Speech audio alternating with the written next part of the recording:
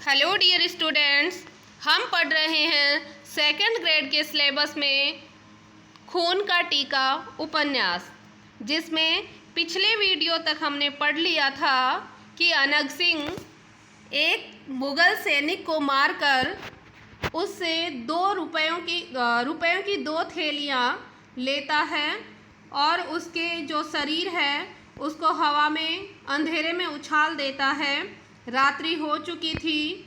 हमीर जाकर अपनी शैया पर लेट चुका था।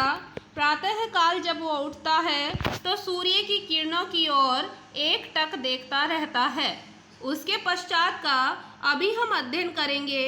उभरती हुई दुरागत चारण की ध्वनि हमीर को प्रतिध्वनि बनकर कर्ण कुहरों से टकराती हुई जान पड़ती थी।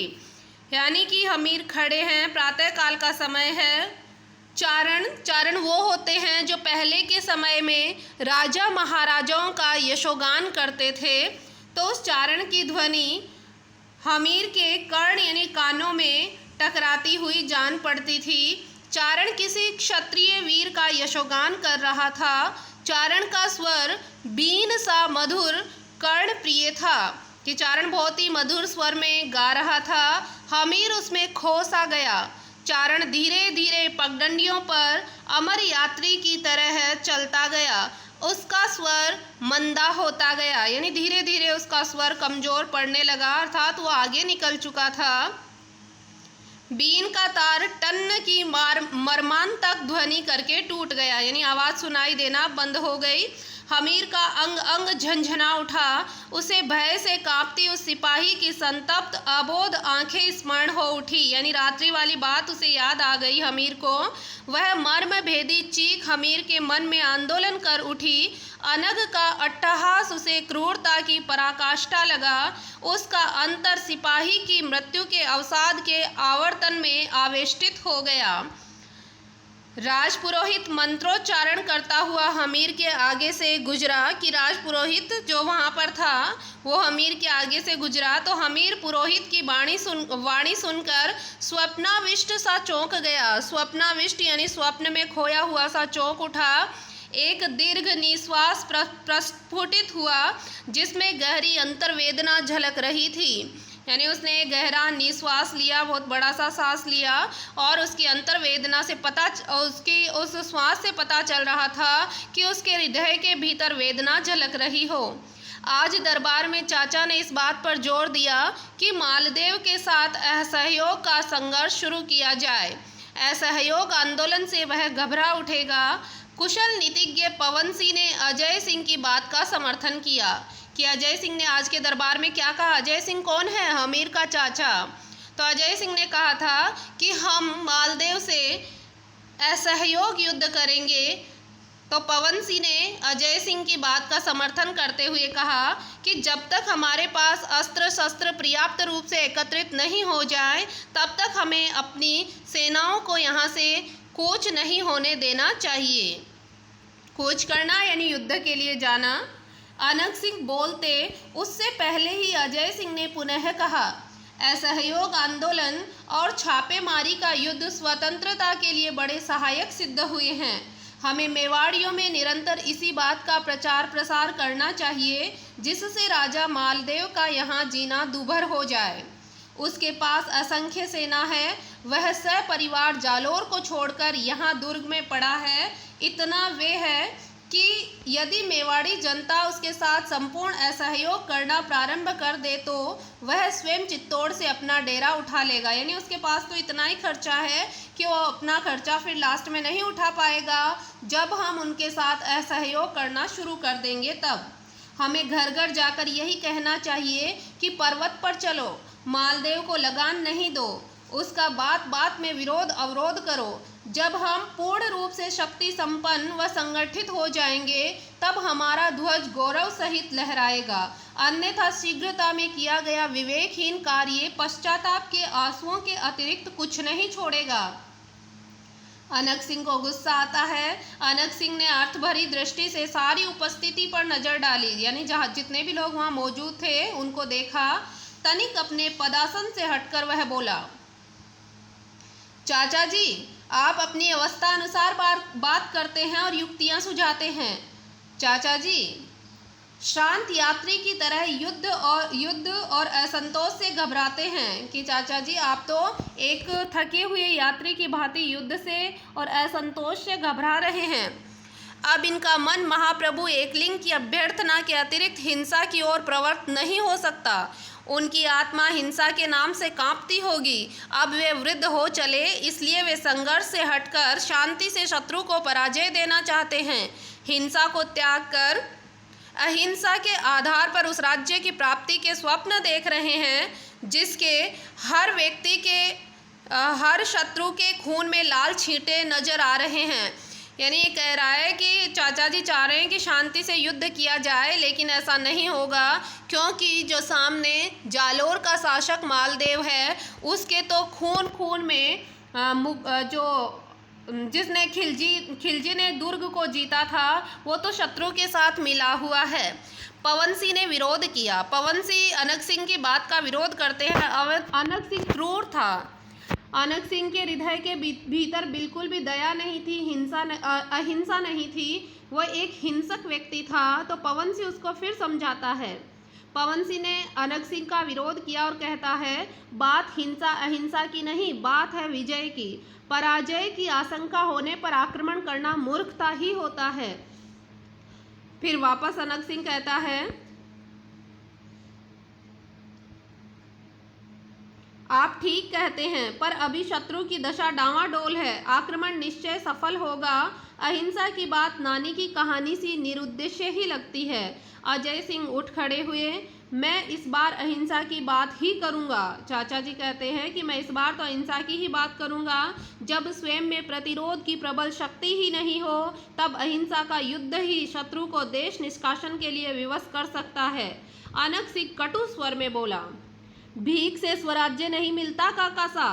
भगवती माँ को खून दो, उसके खप्पर को रुंड मुंड से भर दो, वह आपको स्वतंत्रता देगी, आपकी जन्मभूमि को मान मर्यादा देगी। हमीर ने अनक सिंह की बात का समर्थन बड़े शांत स्वर में किया और कहा, सिंहासन पर अकड़कर वह बोला, शत्रु की विषम स्थिति का हमें लाभ उठाना चाहिए। मोहम्मद तुगलक अभी मालदेव की सहायता नहीं कर सकेगा। ऐसे समय हमारा आक्रमण निष्फल नहीं होगा। हमीर हट्टी है, नहीं मान रहा और ये कह रहा है कि अभी मोहम्मद बिन तुगलक है वो अपने में ही अपने दुर्व्यवहार में ही बिजी है, जनता को परेशान कर रहा है। तो इस वजह से वो अभी जालोर के शासक मालदेव का साथ नहीं देगा। तो इस वजह से हमारा आक्रमण निष्फल नहीं होगा, अर्थात हम जीत जाएंगे। अनक सिंह अपनी भयानक आकृति पर घृणा को नचाते हुए तीव्र स्वर में बोला, युद्ध की ओर से कभी भी उदासीन न रहो। वीर के लिए युद्ध न करने का विचार ही मृत्यु है। बस फिर क्या था। चित्तौड़ पर आक्रमण की तैयारियां होने लगी। अजय सिंह जी भी अब युद्ध की तैयारियों में कोई बाधा उत्पन्न नहीं करते थे। वे अहिंसा एवं असहयोग पर बार बार जोर देने की रट लगाते थे, पर उनकी क्षीण ध्वनि हथियारों की भीषण खनखनाहट में लुप्त हो जाती थी। पर्वत की विस्तृत गृह मेखला में हथियारों की ध्वनि हर घड़ी आती रहती थी।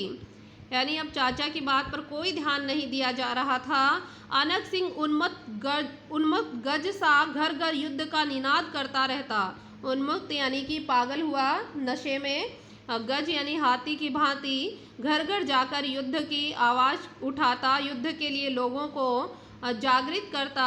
खून की होली खेलने में उस युद्ध पिपासु पुरुष को एक विचित्र उत्तेजना और आनंद की उपलब्धि होती थी। उसने उन विषाक्त तीरों की अनवरत सृजना करनी शुरू कर दी जो शत्रु के तन को स्पर्श करते ही उसे परलोक का यात्री बना देंगे। यानी अनक सिंह ने तीर इकट्ठे करने शुरू कर दिए ताकि वह शत्रु के तन को भेद सके। वह खूंखार भेड़िया बना यत्र तत्र सर्वत्र घूमता रहता था, वीरों को उत्साह प्रदान करता था, उन्हें लंबे लंबे भाषण और उपदेश दिया करता था कि जो राजपूत युद्ध से जी चुराता है वह नरक का भागी होता है, वह कभी पाप से मुक्त नहीं हो सकता। वह ओजस्वी वाणी में कहता, का पुरुष को परम प्रतापी पुरुष बना सकने का मेरा आत्मविश्वास नहीं टूटा है राणा जी। का पुरुष यानी कायर पुरुष को भी मैं परम प्रतापी पुरुष बना सकता हूँ। इन दया के पात्रों में हिंसा की उस दुर्निवार आग को जन्म दूंगा जो करुणा की हल्की रेखाओं से भी इन्हें वंचित रखने लगेगी।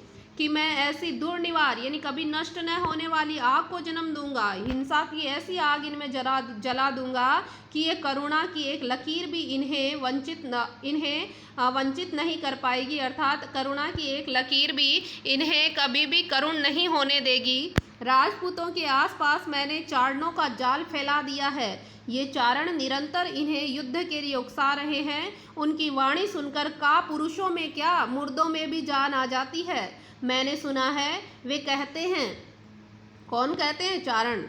ओ बप्पा रावल के वंशजों, ओ उज्जवल कीर्तियों के स्तंभों, तुम्हारे राज्य में एक निरंकुश आतताई मुक्त क्रीड़ा विहार कर रहा है। तुम्हारी पावन शीतल धरा में एक यवन चाकर निर्द्वंद्व तरणी विहार कर रहा है। यहाँ पर शीतल धारा बताया, इसलिए यहाँ पर तरणी यानी नाव का विहार कर रहा है, अर्थात यहाँ पर खुले घूम रहा है। तुम्हारे पर्वतीय प्रदेश की उन्मादित समीरण में एक रिपु यहाँ की नारियों के कोमल अंगों एवं मुक्त लाशों में प्रमत्त हो गया है। ऐसे समय में ओ सूर्य वंशियों, तुम हाथ पर हाथ धरे क्यों बैठे हो?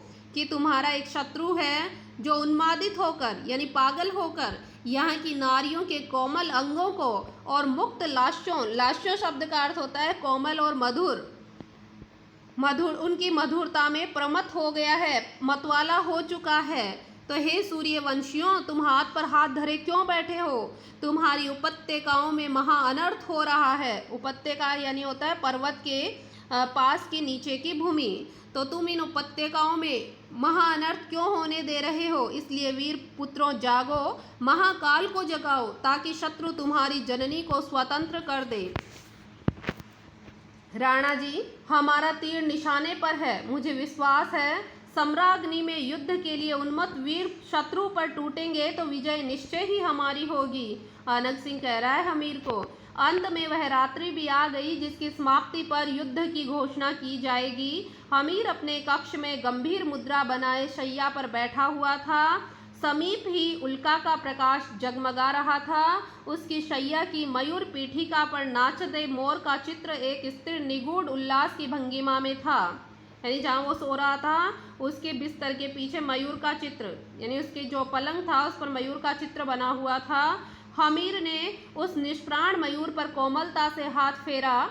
स्तब्ध वातावरण में शून्य प्रदेश की साय साय स्पष्ट ध्वनि सुनाई दे रही थी। वह साय साय को दच्चित होकर सुनने लगा। दच्चित यानी होता है किसी कार्य में लीन हो जाना, अर्थात उसी ध्वनि में लीन होकर हमीर सुनने लगा। उसे लगा कि यह वन प्रातः की साय साय कह रही है कि प्रत्यूष के प्रथम पहर में तूर्य नाद होगा। कि प्रत्यूष यानी प्रातः काल होते ही प्रातः काल की उषा की लालिमा में के पहले पहर में ही तूर्यनाद होगा। यानी कि युद्ध के जो आवाज़ की जाती है, जो शंख की भांति बजाया जाता है, तो तूर्यनाद होगा। और समर की छाया में, प्रलय के आघातों में, पवन की चित्कारों में यह वीरों का दल जो आज सुख की निद्रा में निमग्न है, जो आज वीर क्षत्राणियों की गोद में प्यार, ममता और वात्सल्य लिए पड़ा है, जूझता हुआ दिखेगा। यानी जो भी लोग आज आराम से सो रहे हैं, अपनी माता की गोद में प्यार से ममता और वात्सल्य को ले रहे हैं, जो आज सुख की निद्रा में निमग्न हैं, वो प्रातः काल होते ही युद्ध के लिए जूझते दिखेंगे और धरित्री का आंचल रक्त से भीग जाएगा। यानी धरती रक्त से लाल हो जाएगी। वह उद्वेग में भर उठा। तभी एक परिचारिका ने आकर निवेदन किया, अनग आया है। इस वेला यानी इस समय, हाँ, भीतर आने दो। अनग अपनी एक भुजा का दूसरी भुजा से सरल स्पर्श करता हुआ हमीर के कक्ष में आया। प्रणाम करके बोला, वीरों को निद्रा नहीं आ रही है राणा जी, वे युद्ध के लिए उन्मत्त हो रहे हैं, यानी पागल हो रहे हैं। यह शुभ है अनंग सिंह, ये तो अच्छी बात है। शत्रु का कलेजा उनकी हुंकारों से थर्रा जाएगा। अनंग सिंह, किसी भी तरह चित्तौड़ को प्राप्त करो। अपनी मूँछों पर ताव देता हुआ अनंग सिंह बोला, चित्तौड़ अवश्य जीत लिया जाएगा। सूर्य के साथ ही तूर्यनाद सुनाई पड़ा। प्रलयकारी राजपूतों का दल चित्तौड़ की ओर चल पड़ा। उनकी दामिनी सी प्रत्यांचाओं पर विनाश के तीर चढ़ने को ललक उठे।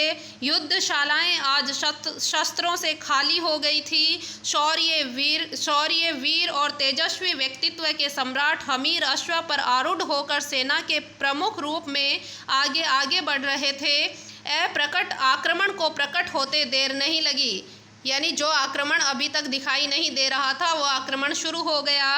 राजा मालदेव मुसलमानी सेना को लेकर पवन वेग से आगे बढ़ा। तब धूल बादलों से, यानी धूल रूपी बादलों से अनंत आकाश धुंधला हो गया, यानी आकाश में धुंधलाहट आ गई, धूल के बादल मंडराने लगे, अर्थात धूल उड़ने लगी। मालदेव के शस्त्रागारों की शिलाएं शस्त्रों को धार देने के लिए बेचैन हो उठी। मालदेव असंख्य सेना लेकर मैदान में आ डटा। घोर युद्ध आरंभ हो गया। शस्त्रों के टकराने से चिंगारियां निकलती थी। योद्धाओं के टकराने से प्रतीत होता था कि धरती पर भूकंप आ गया है। भीषण युद्ध हुआ, लेकिन परिणाम आशा के विपरीत निकला। हमीर को भीषण पराजय मिली, ऐसी पराजय कि हमीर का हृदय टूक टूक हो गया। अपने साथियों के अतुल पराक्रम के पश्चात भी ऐसी पराजय, हमीर चिंता, उद्वेग और भय से विचलित हो गया।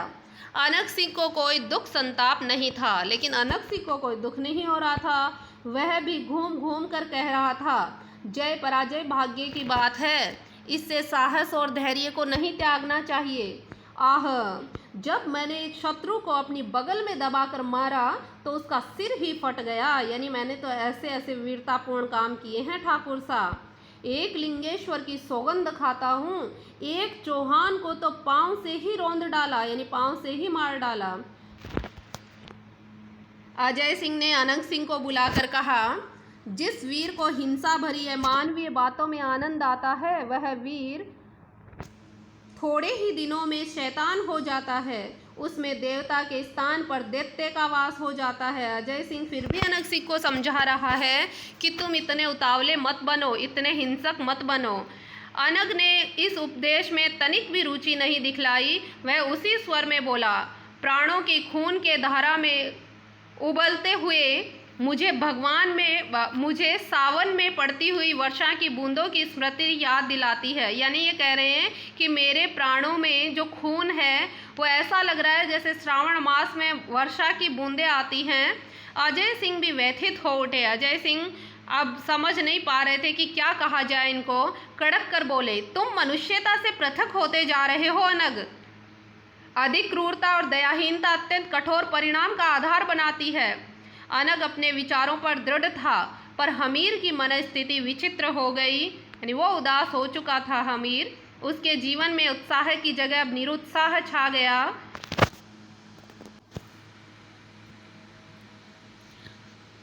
मालदेव विजयी होकर हमीर का चैन तक लूटने लग गया था। अब मालदेव का सिक्का काफी जम चुका था।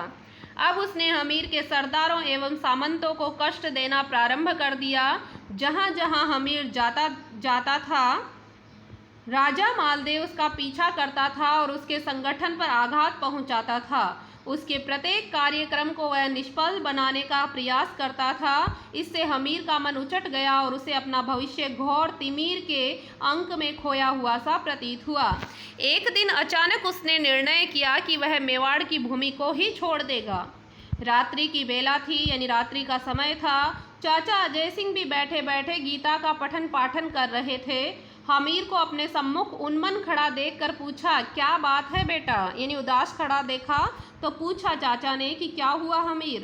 काका, मैं मेवाड़ को कुछ दिन के लिए छोड़ना चाहता हूँ। चाचा की आंखों में प्रश्न नाच उठा। क्यों?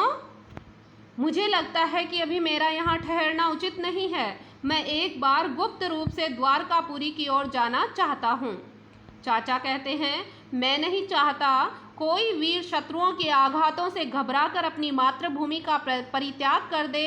इसे मैं उचित नहीं मानता। यह बहुत बड़ी दुर्बलता है। हमीर कहता है, किंतु मेरा मन इन सभी वस्तुओं से नितांत पलायन करना चाहता है। मैं प्रत्याक्रमण के लिए सजग होकर सोच भी नहीं सकता, यानी मैं पुनः आक्रमण करने की अब सोच भी नहीं सकता। चाचा ने इन शब्दों पर जोर दिया। आखिर क्यों?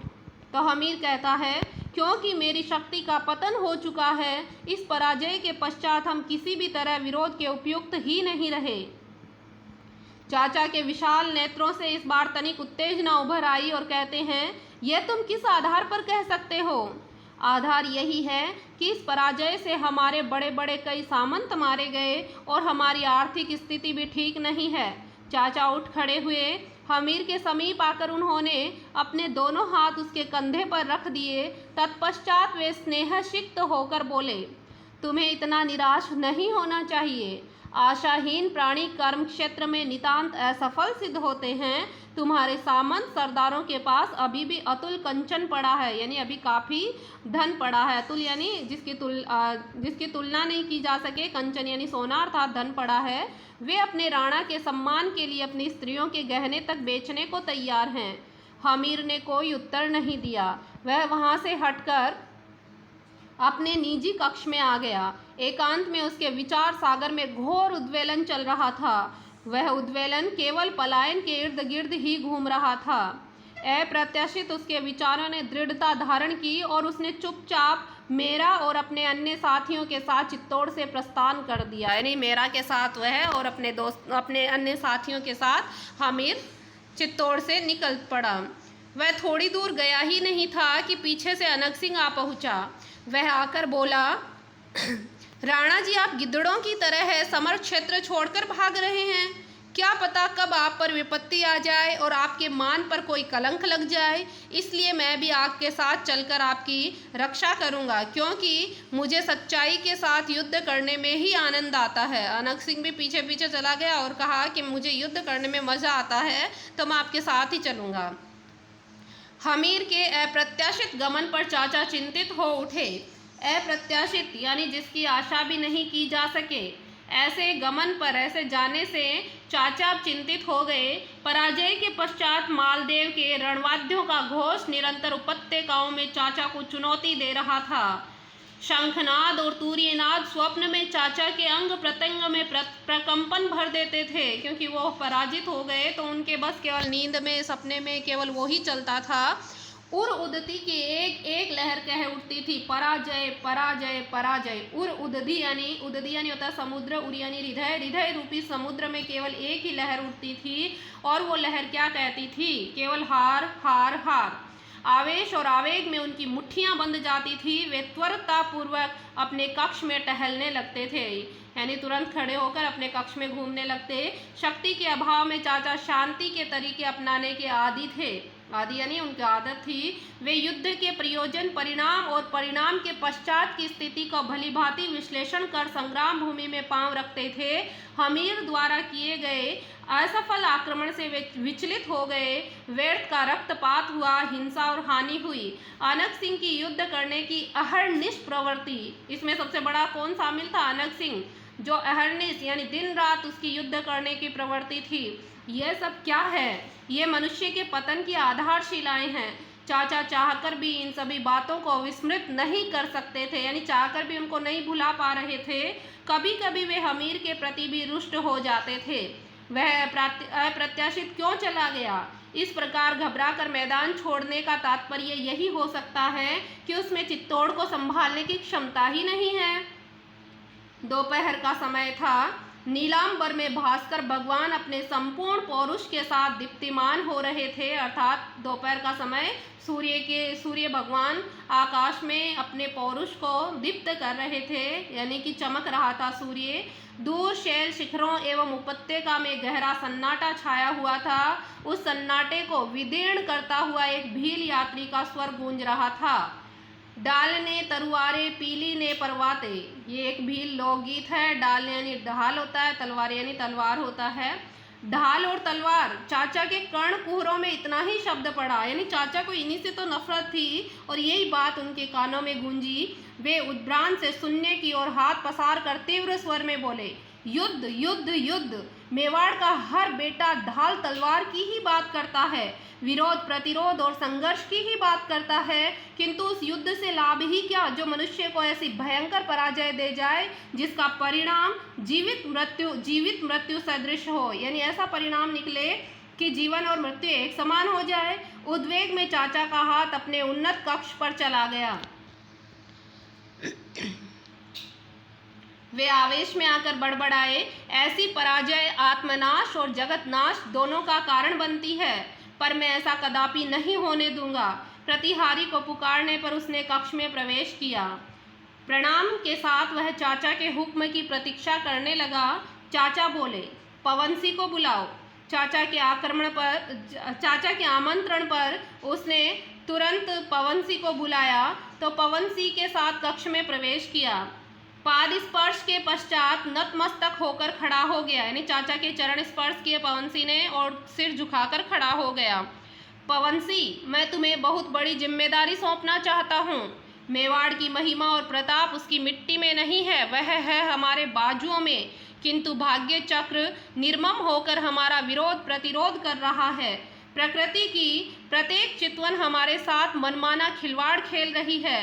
तब हमें असीम धैर्य और विवेक से कार्य करना है। हमें ऐसा संघर्ष करना है जिसके कारण गौरव की सौरभ निरुत्साहित प्राणों में उत्साह का सागर लहरा दे, जो अचेत शत्रु दुर्ग की नींवें हिला दे। कि हमें ऐसा अब कार्य करना है कि उसके गौरव की सुगंध चारों ओर फैल जाए और शत्रु दुर्ग है उसकी नींव हिल सके। पवनसी स्थिर खड़ा था, उसने तनिक भी समर्थन नहीं किया। तुम चुप क्यों हो? काका साहब, बात यह है कि मैं केवल आपकी आज्ञा का पालन कर सकता हूँ। आप आज्ञा दीजिए, मैं मालदेव का सिर काट कर ला सकता हूँ। अपनी बुद्धि से मैं कुछ भी राय देने को तैयार नहीं हूँ, बस आप आज्ञा कीजिए। अब वो क्या आज्ञा करते हैं, क्या कहा जाता है, कैसे युद्ध की बात की जाती है, वो हम पढ़ेंगे अगले वीडियो में। तब तक के लिए धन्यवाद।